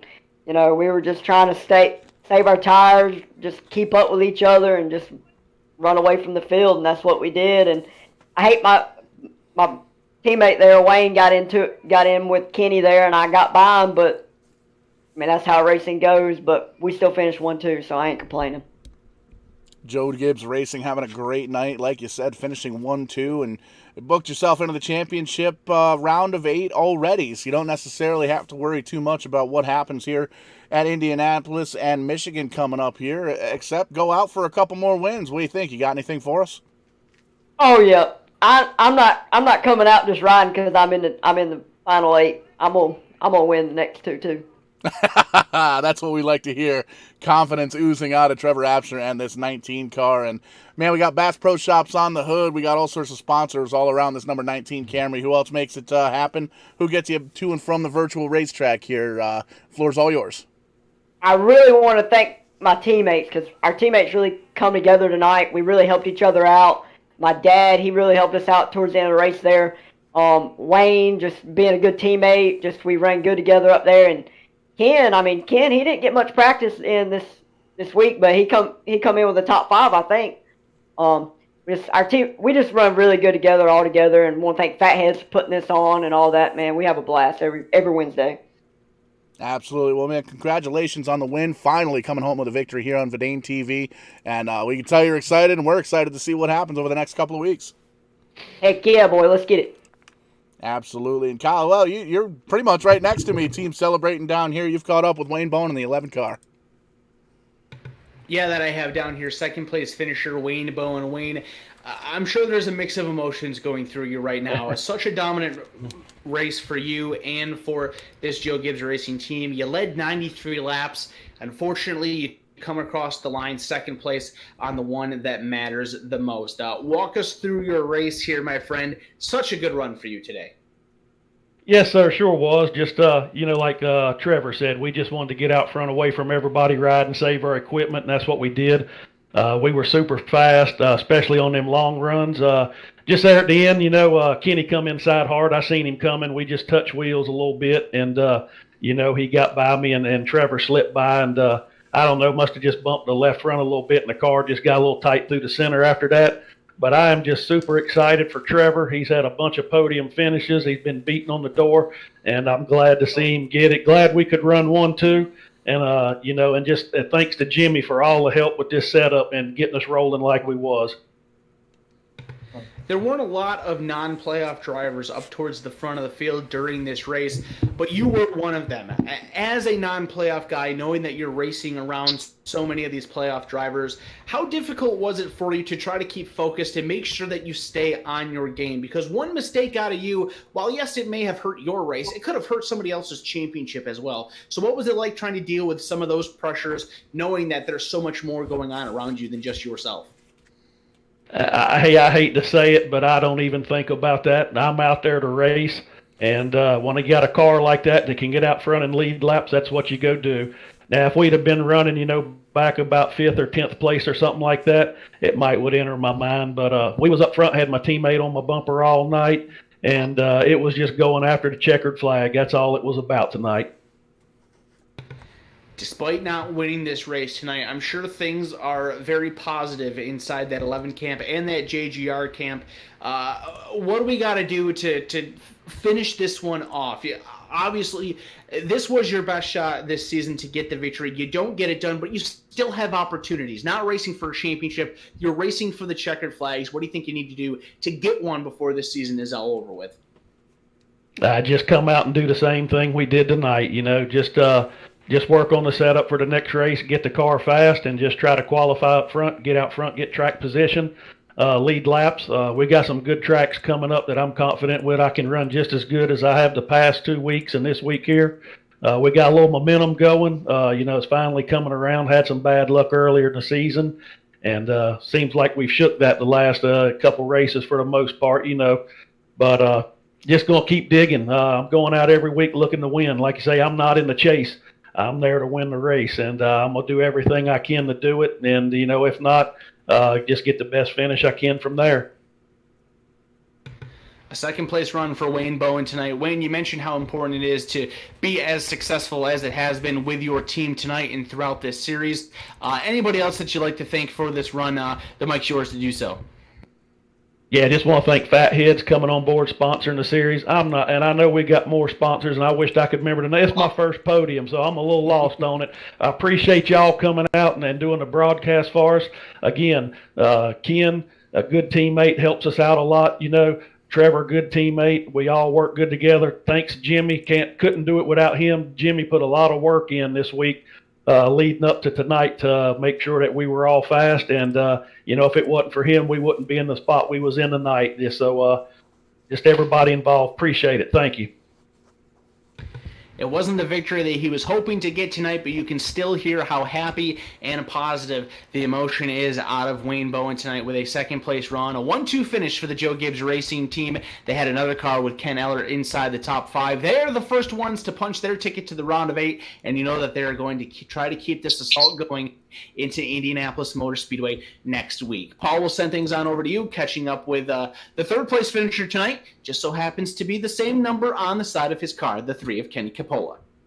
Absolutely. A great night for the team of Joe Gibbs Racing. Not so much for RCR. A decent finish, a good finish, a podium finish here for Kenny Capola in the number 3 car, but did it without the teammates, struggling to keep them on the lead lap, but came home with a podium finish. Solid points night. Second highest finishing driver here in the round of 12. Talk to us about your night.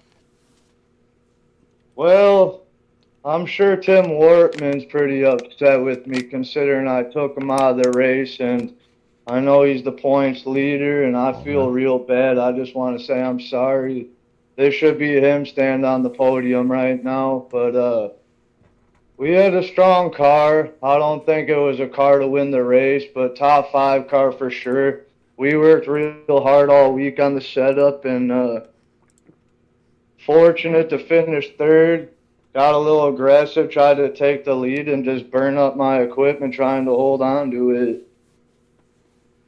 Seems like the car's in relatively decent shape. Couple of dings and dents, a few bruises along the way, but that'll happen in racing here at the Magic Mile. A pretty solid run. We saw you up in the top 5 here throughout the night. Does anything that you learned here at New Hampshire transfer over to Indianapolis next week or Michigan the following week? Not really, considering they're both almost super speedway type tracks where they're going to carry a lot of speed and a heck of a lot different braking. Michigan, I don't know if we're really going to even touch the brakes much. But I'm pretty good at Michigan. It's my hometown, so I'm going to try to pull a victory out there for the hometown crowd. Absolutely, and a great run here tonight, and keeping up the momentum, heading into the home track next week. And we got Tracker Off-Road here on the corner panels. Bass Pro Shop obviously up there on the hood. Who else gets it done for you, gets you to and from the virtual racetrack? I want to thank our team sponsor, J&R Aquatics. They're out of Ypsilanti, Michigan. He deals with super rare fish. I'm also in the aquarium hobby, and he's done a lot for us as a team. So definitely want to give him a shout out. Definitely you guys at Vine TV and Fatheads for broadcasting these every Wednesday night. You guys do a heck of a job. Budget sim boxes, butt kicker, and anybody else I'm missing. I just appreciate giving us this opportunity. Absolutely. Great talking to you here. Good solid run. We'll see what we got next week. All right. Congrats, Kenny. Kenny You Coppola too, coming Wendy. home with a podium. Great race here tonight. We're gonna slide on over a little bit here. Ken Eller taking a quick sip of a ice cold Coca-Cola. Ken, you finished 5th here tonight. You got a couple of teammates up there on the podium. Man, talk to us about your race. There's a lot of battle wounds on that car. Yeah. Like Trevor said, I had very little practice here. I didn't feel very confident at all coming into this thing. But Jimmy had a great setup. The car held together fine, even with some front end damage. I didn't even worry about fixing it. And have to apologize for Ed for going into his back end on that start. That was not intentional. Yeah, we saw that happen live. A little bit of a racing deal there, and tough break, and it might be where one of the battle wounds came from there on the left or the right front of the car, rather. But all in all, a solid night, great night for the JGR bunch. What have you got for Indy next week? Indy's going to be something. We'll see. I'm not going to forecast anything. Yeah, tune in next week on Verdane TV, and we'll let you know what happens. Exactly. Yeah. A great run for the 95. Ken Eller, congratulations on the top 5. Thank you. All right, Kyle, man, that was a great race here at Loudon. On to Indy next week, and man, oh man, have we got a championship battle brewing. Yeah, this is going to be really fun to watch for the remainder of the season.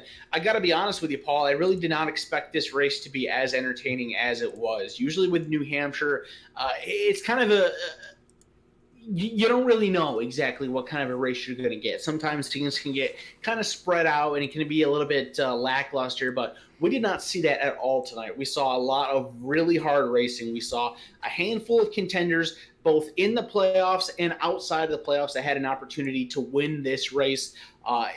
It showed, these drivers showed how important it is to them because the racing was fierce. They did not give up. They didn't give anybody an inch. They were all out white knuckle racing tonight, and it was a lot of fun to watch. A good story in Trevor Absher getting his first win on this season, putting himself into the round of 8. You got to feel for Wayne Bowen just a little bit, but I'm quite surprised as to how positive and to how spirited he was in his interview. Just a really, really good race for the Joe Gibbs Racing guys. Expect them to try to keep this up in Indianapolis next week, and that'll be an interesting one. Indianapolis, like we kind of mentioned earlier on in this show, it's a beast like no other. Wasn't made for stock cars, 4 unique turns, very, very unique racetrack that is going to challenge these drivers unlike any racetrack throughout this entire season. And the best part about it is that everything that you saw on the line tonight is going to be on the line again next week. Another playoff spot up for grabs if you can go to victory lane. You're going to have some drivers that are looking to rebound after some rough starts to this round in this race tonight. And, of course, guys like the JGR team, those Hendrick Motorsports cars were good tonight. Those are going to be some of those camps that you're going to look to try to continue this momentum and continue to show their strength, not only just throughout this round, but throughout the rest of the playoffs, and really develop themselves into a strong championship contender. 100%. But before we get to the Indy next week, next Wednesday night, we got a couple of stops to make. Tomorrow night, actually making a debut here with the Multi-League Racing Group. It's a league consisting of 3 separate leagues: Frankenstein Championship Racing, Fast Line Racing League, and Revved Up Racing League, making their Verdane TV debut tomorrow night right here at 8 o'clock. Going to be running the Cup cars with the iRacing simulator. Very excited to have those guys on board, and they'll be running at 8 o'clock tomorrow, 8 p.m. Eastern Time. And Sunday night, Sim Racing Unleashed going to be crowning a champion there. 100 laps on the docket for Talladega Super Speedway. That's going to be an entertaining race. Monday night, Sim 500 Trans-Service Cup Series action at 9 o'clock. And then Wednesday night, the doubleheader again. Tim's Corner Live at 7 p.m. Eastern with the FATHEADZ Cup Series running at Indy next week. And man, oh man, am I excited for that one. But that's going to wrap everything up here tonight for everybody at Verdane TV. I'm Paul Strickland Jr., Kyle Young by my side. Everybody here with the FATHEADZ Cup Series, fatheads.com, Sim Budget Boxes, Butt Kicker, Harpoon Designs, and all of the awesome sponsors that these drivers have throughout the series. Great race here tonight. Great championship battle heating up, and it's not over yet. Indy next week, but until next time, we'll catch you on the flip side, and when we do, we're going to be doing it live.